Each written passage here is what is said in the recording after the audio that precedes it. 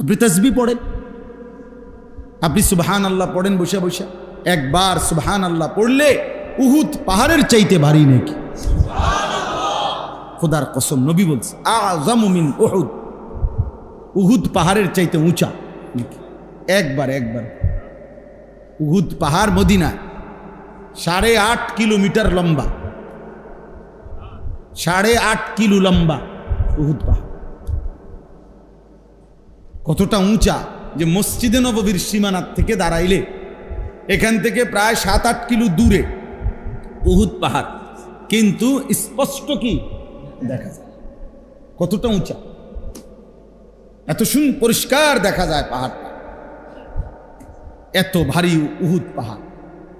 নবী সাল্লাল্লাহু আলাইহি সাল্লাম বলছে একবার আলহামদুলিল্লাহ পড়লে, একবার আল্লাহু আকবার পড়লে উহুদ পাহাড়ের চাইতে ভারী নেকি হয়। 100 বার কেউ সুবহানাল্লাহ পড়লে নবীজি সাল্লাল্লাহু আলাইহি সাল্লাম বলছে 100 গোলাম আজাদ করার সওয়াব। 100 বার আলহামদুলিল্লাহ পড়লে নবীজি বলছেন 100টা ঘোড়া আল্লাহর রাস্তায় দান করার সওয়াব হয়। 100 বার আল্লাহু আকবার পড়লে নবী সাল্লাল্লাহু আলাইহি সাল্লাম বলছেন 100 উট হজ্জের সময় মক্কার সীমানার মধ্যে কোরবানি করিলে যে সওয়াব, সেই সওয়াব হয়। 100 বার লা ইলাহা ইল্লাল্লাহ পড়লে আসমান ও জমিনের ফাঁকা জায়গা নেকিতে পূর্ণ হয়েছে। বিশুদ্ধ হাদিস। বলে সুবহানাল্লাহ, বলেন আলহামদুলিল্লাহ, আল্লাহু আকবার, লা ইলাহা ইল্লাল্লাহ, আস্তাগফিরুল্লাহ, আস্তাগফিরুল্লাহ, আস্তাগফিরুল্লাহ, সাল্লাল্লাহু আলাইহি ওয়াসাল্লাম, সাল্লাল্লাহু আলাইহি ওয়াসাল্লাম। এই 6 তাসবিহ পড়ব। আমরা বললাম, বুজুর্গরা বলে এই 6টা তাসবিহ না, সুবহানাল্লাহ, আলহামদুলিল্লাহ, আল্লাহু আকবার,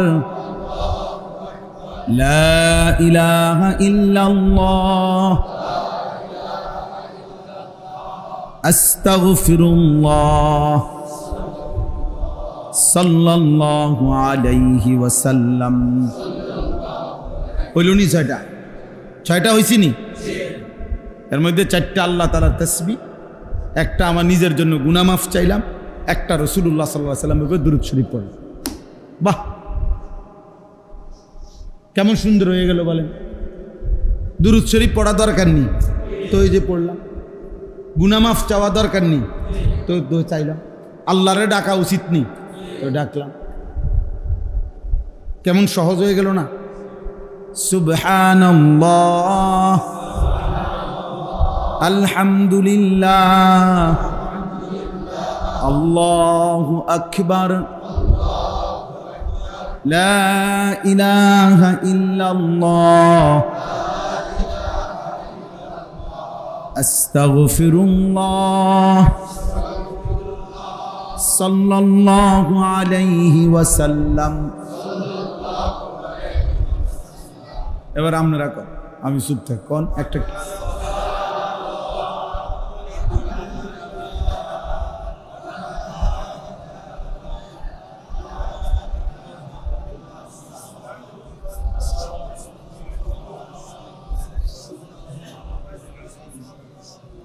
মনে রাখেন, যার মুখ দিয়া বের হয় নাই মনে রাখে তোর উপরে খোদার লানত পড়ছে দেখে বাইর হয় না। বুঝনে? তোর উপরে আল্লাহ নারাজ দেখে তোর মুখ দিয়ে তোর মালিকের নাম বের হয়। বদনসিব, দুর্ভাগা। ভাত খাওয়াইব আল্লাহ তোমার, ভাত তো আল্লাহ জানোয়ারও খাওয়ায়, কোথার জায়গা দিবে, পেশাব পায়খানা করতে পারবা, দুনিয়া ভোগ করতে পারবা, দুনিয়া তো জানোয়ারও ভোগ করে, কিন্তু মালিককে ডাকার জন্য তৌফিক লাগে। কি লাগে? এই জন্য অনেক গাদ্দার আছে, এমন শক্ত গাদ্দার, হে লড়তো না মুখ বাইরে, তে মুখ খুলবেন, হে মনে করছেন এটা বুদ্ধিমান, হ্যাঁ এটা বিরাট কিছু, আপনি গোড়ার ঘাস, আপনি গোড়ার ডিম, আপনি মাহরুম, আপনি বঞ্চিত, আপনি বদবখত, বেটা কম বখত, দুর্ভাগা। আল্লাহ আমাদেরকে হেফাজত করে। আল্লাহকে ডাকা অনেক বড় দৌলত, অনেক বড়, অনেক বড়। বুজুর্গানে দিন সরাসরি কিতাবে আছে, বুজুর্গানে দিন বলছেন আল্লাহ তাআলা কে একবার ডাকলে আল্লাহ যখন এটা কবুল করে, খুদার কসম আল্লাহ দ্বিতীয়বার ডাকার তৌফিক দেয়। বুঝেন না হিসাবটা? প্রথমবার ডাকলে যখন আল্লাহ কি করে, সাথে সাথে বান্দাকে আবার কি করে, ডাকার তৌফিক দেয়। বারবার সে ডাকতে পারে, বারবার ডাকতে। এই জন্য এক নামাজ পড়ার পরে নিয়ম হলো আরেক নামাজ পড়ার যখন আগ্রহ জাগে, তো বোঝা যায় পিছনের নামাজ আল্লাহ কবুল করছে, যেন পরের নামাজের জন্য আল্লাহ তাআলা চাহিদা, মনের আগ্রহ তৈরি করে দিছে। এই জন্য সকালের নাস্তা যখন কারো হজম হয়, তারই দুপুরের খানার চাহিদা হয়। দুপুরের খানা যখন হজম হয়, তারই রাত্রের খানার চাহিদা হয়। তাহলে বোঝা গেল রাত্রে খানার চাহিদা হয়েছে, পেটের ভোক লাগছে, মানে দুপুরের খানা হজম হয়েছে। ঠিক জোহরের নামাজ পড়তে মন চাইছে, তো এই যা প্রমাণ করে তার ফজর আল্লাহ কবুল করছে। আল্লাহ আমাদেরকে তৌফিক দান করে। বাকিগুলো আর ব্যাখ্যা না, শুধু তরজমা বলি। 2 নম্বর হলো ওয়া ইকামিস সালাহ, 5 ওয়াক্ত নামাজ। 5 ওয়াক্ত আল্লাহ বলছে তারাই কেবল মানুষ, যাবতীয় ব্যস্ততা যাদেরকে 5 ওয়াক্ত নামাজ ভুলায় না। এই জন্য যে নামাজ পড়ে না সে কোনো মানুষ না, বেনামাজি কোনো মানুষের আইটেমে পড়ে না। ওই চতুষ্পদ জন্তুদের একটা প্রকার। চতুষ্পদ জন্তু নিচি দিয়া 4 ঠ্যাং, আর ওর 2 হাত আর 2 পাও মিল্লা 4 ঠ্যাং। এই জন্য আল্লাহ তাআলা বলছে মানুষ কেবল সে আল্লাহর জিকির যে ভুলে না, ওয়া ইকামিস সালাহ, 5 ওয়াক্ত নামাজ যে ভুলে না। 3 নম্বর ওয়া ইতাইজ যাকাত, প্রত্যেক বছর হিসাব করে যাকাত আদায় করতে যে ভুলে না। এক নিঃশ্বাসে একবার, এটাই সুন্নাত, এটাই রাসূলুল্লাহ সাল্লাল্লাহু আলাইহি সাল্লামের তরিকা। আমরা যেটা পড়ি এটা সুন্নাতের খেলাফ, নিয়মের খেলাফ। এক নিঃশ্বাসে পড়ে ফেলে 8-10 বার সুবহানাল্লাহ সুবহানাল্লাহ সুবহানাল্লাহ সুবহানাল্লাহ সুবহানাল্লাহ সুবহানাল্লাহ সুবহানাল্লাহ। এটা কি? এখানে 2 নম্বর কথা হলো শুদ্ধ পড়তে হবে। বা এটা কলকলার হরফ, সুব বা এটা কলকলা করতে, হা এত হলকের মধ্যখান থেকে উচ্চারিত হইতে হবে। সুবহানাল্লাহ সুবহানাল্লাহ করলে হা তো উচ্চারণ হয় না, তাতে অশুদ্ধ। তো ইহ জীবনও এটা তাসবিহ হবে না। হা পুরা হা উচ্চারণ আপনি পারবেন, আপনার 14 গোষ্ঠী পারবেন। পারতেন না কেন? মানে ভাত খাইতেন পারেন, চাইল খাইতেন পারেন, দুনিয়া সব করতেন পারেন, পারবেন না কেন? 100 বার পারেন। এমন কোনো হুকুম বান্দার উপরে আল্লাহ দেয় নাই যেটা বান্দা পারবে না। না পারলে এই হুকুম দিল কেন? বোঝেন নাই কথা? যদি বলেন আমার এটা পারবো না, আমি এটা পারি না, তাহলে তো বোঝা গেল আল্লাহ আমার উপরে এমন হুকুম দিছেন যে হুকুম পালন করার সামর্থ্য আমার উপরে নাই। তাহলে এটা তো জুলুম। তা আল্লাহ তাআলা কি জুলুম করতে পারে? তো তাইলে আপনি এটা কেমনে বললেন যে আপনি পারেন না? আপনি শিখেন না, আপনি মস্ক করেন। কেউ 1 বার পড়লে পারবে, কেউ 100 বার পড়লে পারবে, কিন্তু পারতেই হবে, পারবে। এই জন্য এটা খেয়াল করা, হা পুরো স্পষ্ট বিশুদ্ধ উচ্চারণ হইতে হবে। শেষে আল্লাহ, শেষে একটা গোল হা আছে, ছোট হা। আল্লাহ মানে আল্লাহু, তো হুটারে শ্বাস ফেলাইলে হলো আল্লাহ। তো আপনি যদি শ্বাসে না ফেলান তাহলে তো হু কইতে হবে, তা আপনি তো নিঃশ্বাস ফেলান না।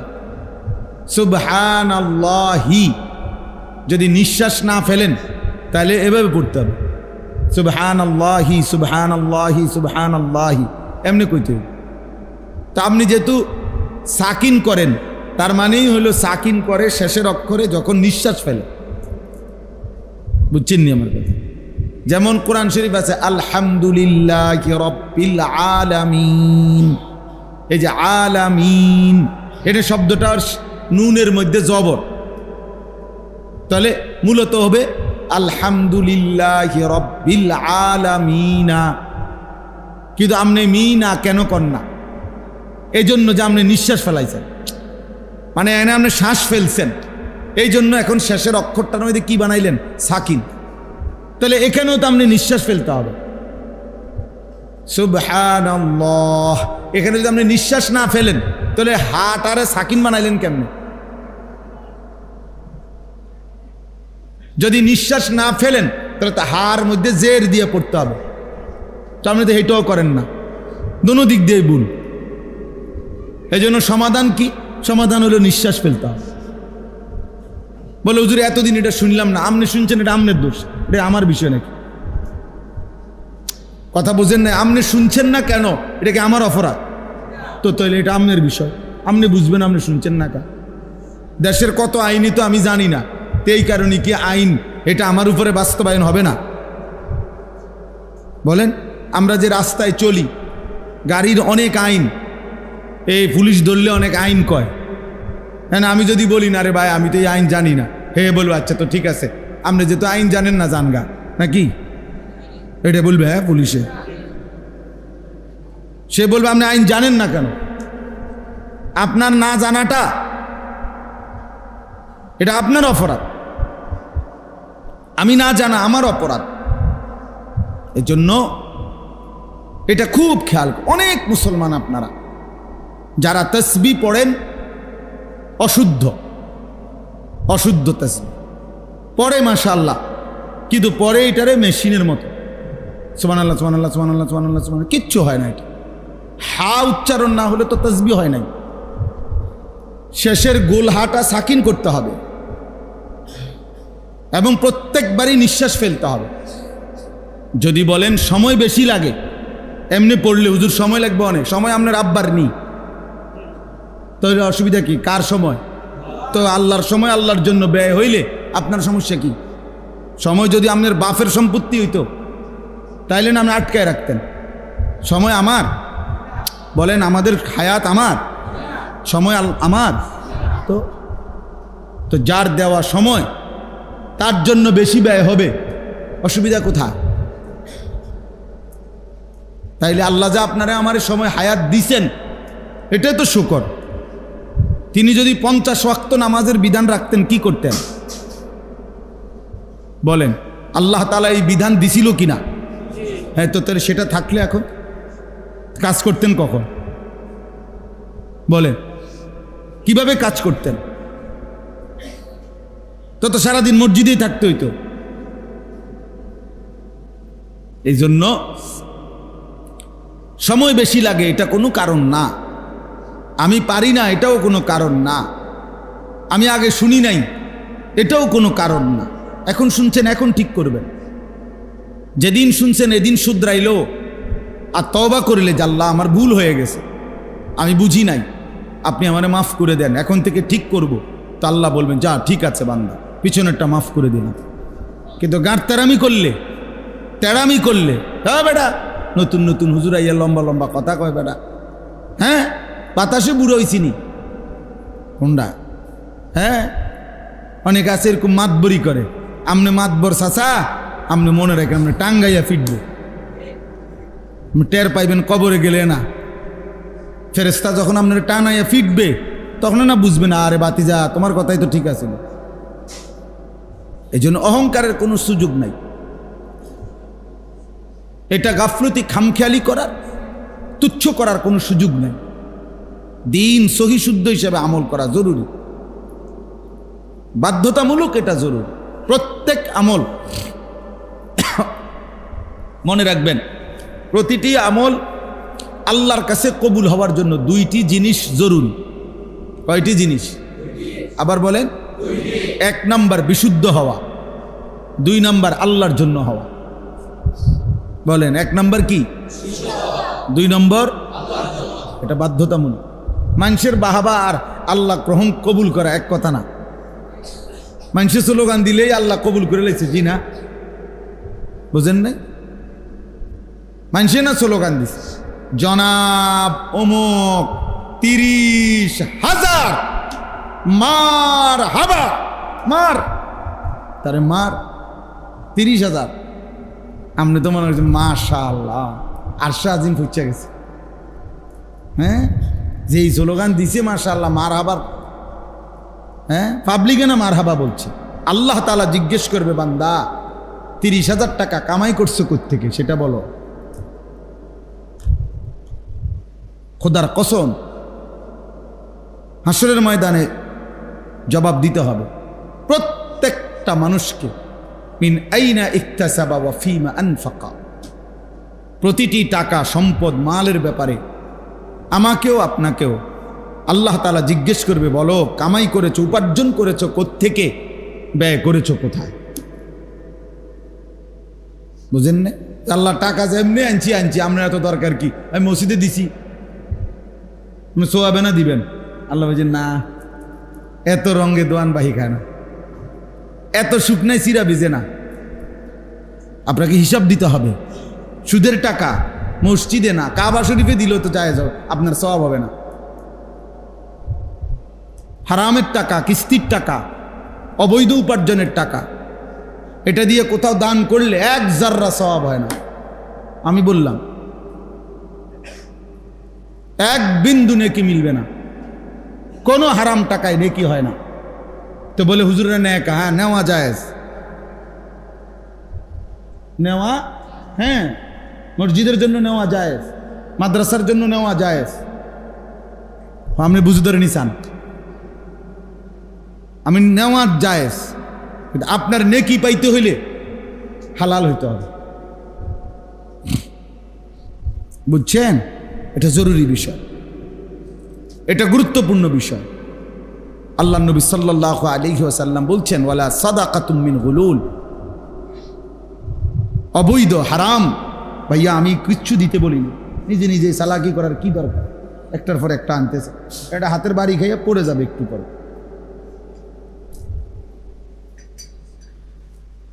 ধোঁকা ছাড়া, প্রতারণা করে, ধোঁকা দিয়ে কোনো উপার্জন, ওইরকম সাদাকা আল্লাহ কবুল করবেন। হাদিসের তিরমিজি শরীফের প্রথম হাদিস, 1 নম্বর হাদিস, লা তুকবালু সালাতুন বিগাইরি তুহুর। পবিত্রতা অর্জন ব্যতীত কোনো নামাজ কবুল হয় না। ওয়ালা সাদাকাতুন মিন গুলুল। ধোঁকা প্রতারণার মাধ্যমে অর্জিত কোনো সম্পদের সাদাকা দান কবুল হয় না।